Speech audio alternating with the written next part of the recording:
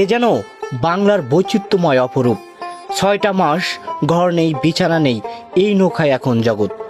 নোনা পানির উপর জীবন বাজি রাখা বিলাসিতার জন্য নয়, শুধু পরিবারের মুখে একটু হাসি ফোটানোর জন্য। এই জেলে ভাইরাই আমাদের বেঁচে থাকার শক্তি। আমি এখন নৌকার মধ্যে আছি। একটা জেলে ভাই এনে মনে করেন যে 6 মাস ধরে থাকে, মানে 6 মাস ধরে শুধু এই নৌকার মধ্যে থাকে। তার জীবন সম্পর্কে আমরা কিছু কথা শুনবো। তো যারা আমার অডিয়েন্স আছেন অবশ্যই সবাই ভিডিওটা দেখবেন। হ্যাঁ, দিনের আলো ফুরিয়ে যায় কিন্তু তার কাজের শেষ নেই। এই নৌকা এখন তার ঘর, তার বিছানা।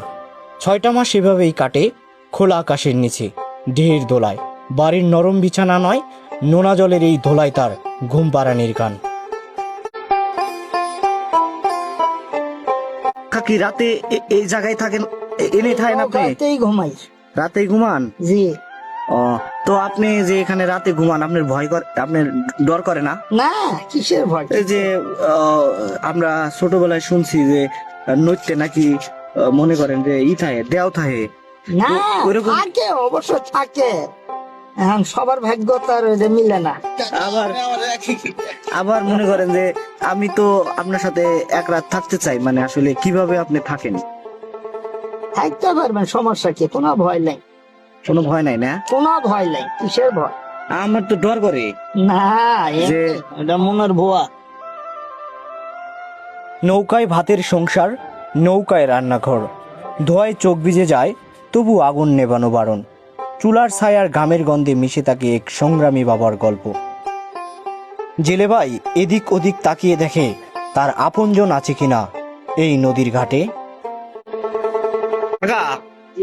তাহলে কি আপনি এই যে এই পাতিলের মধ্যে কি রান্না করতেছেন? এই পাতিলের মধ্যে ভাত পাক করি, তহারি পাতিল আছে আলাদা, এটা তহারি পাক করি।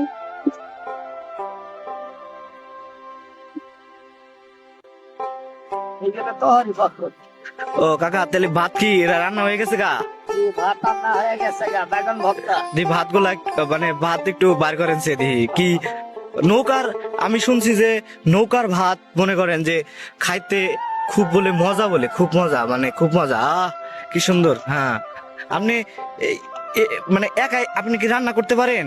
একাই পাক করি। একাই পাক করেন? জি, আমার পাক করার লাগে, জালও মারার লাগে।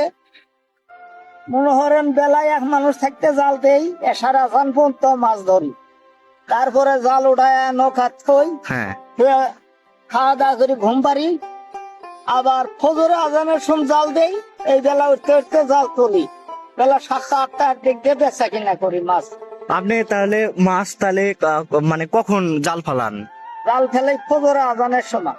ও, ফজরে আজানের সময় আপনি করেন? জাল দেই দিয়ে বয়ে থাই, বেলা যখন উঠে তখন জাল উঠাই।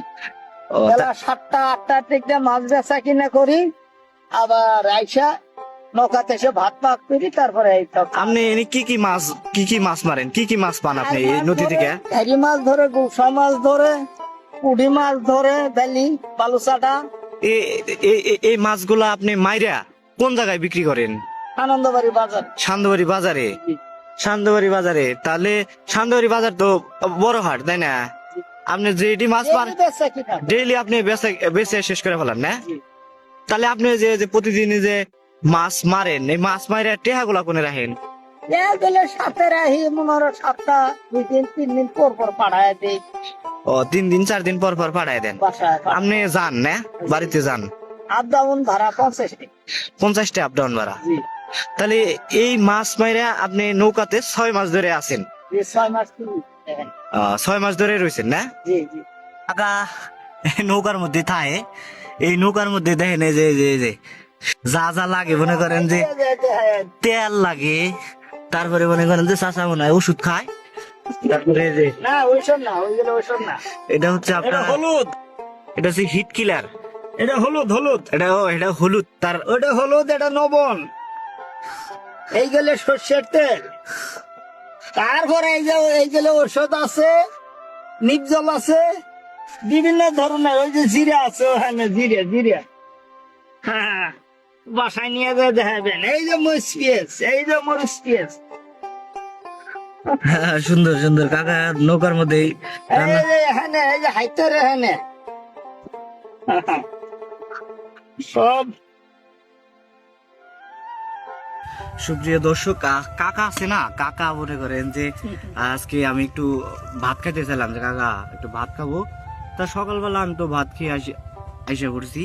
তো যাই হোক, কাকা আজকে মনে হয় বেগুন ভর্তা আছে। বেগুন ভর্তা করছে, বেগুন ভর্তা করছে, অর্থাৎ নৌকার মধ্যে ভিডিও আছে। তো ভিডিওটা এ দেখেন, এই যে বেগুন ভর্তা একদম খাঁটি।